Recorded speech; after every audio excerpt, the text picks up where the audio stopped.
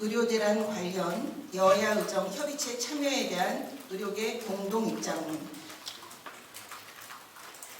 어제 국민의힘 한동훈 대표가 응급의료체계 점검 당정협의회 발언에서 지금 누가 옳으냐가 아니고 어떻게 해결해야 할지에 대해 이야기해야 할 때고 여야 의정 협의체가 그 통로가 될 것이라고 말씀하신 것에 대해 우리는 바람직한 방향으로 생각합니다.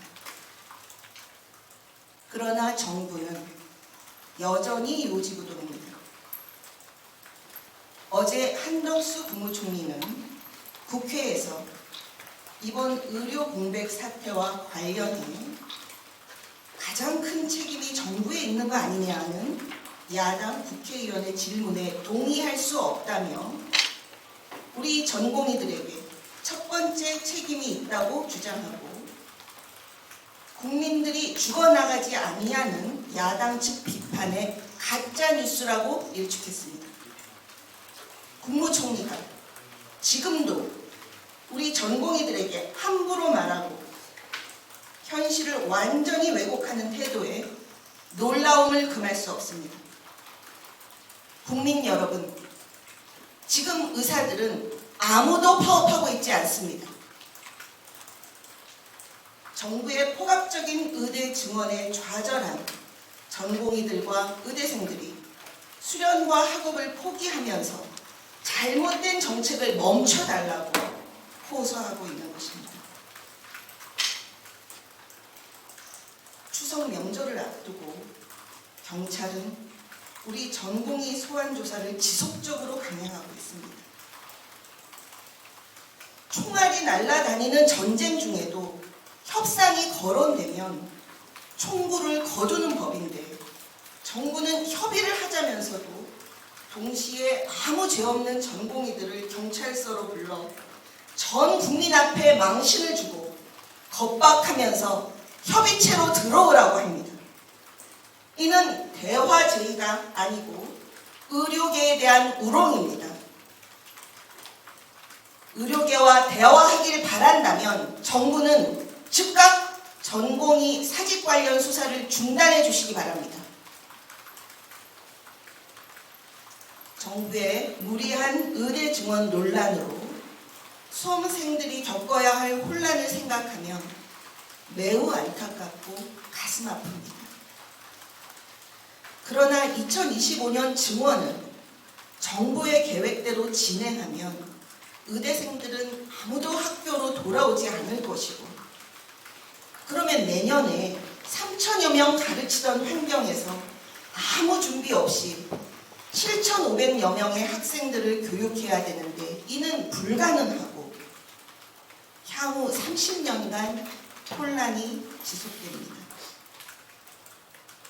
의대 정원 문제는 지금과 같은 의료 대란을 일으키며 무리하게 강행하지 말고 교육이 가능한 증원 규모와 의료비 증가 등 의사수 증가가 우리 사회에 미치는 영향에 대해 심도 있는 논의를 해서 결정해야 합니다.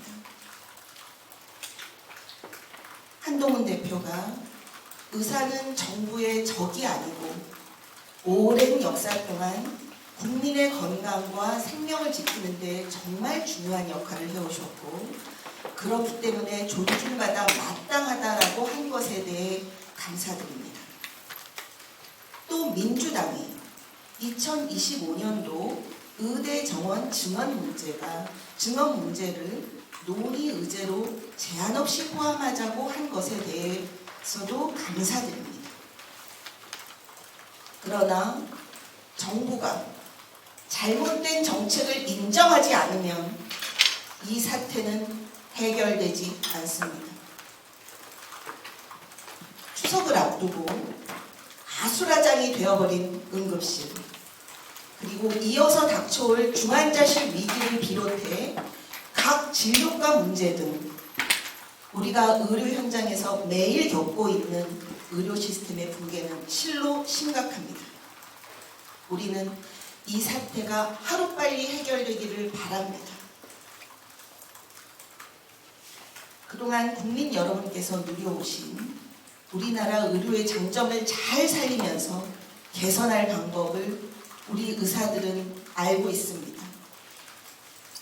그러나 지난 24년 동안 의료계가 정부와한 합의는 제대로 지켜진 적이 없고 기피과 문제, 지역의료 문제 등 다방면으로 의료 개선을 요청했지만 정부는 받아들이지 않았습니다.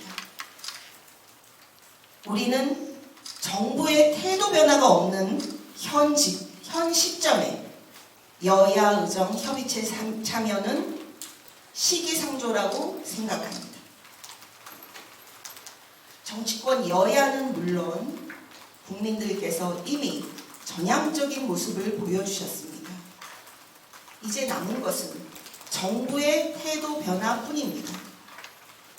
부디 국민들께서 정부의 무리한 정책들을 당장 멈추고 의사들과 대화하라고 외쳐주시기 바랍니다.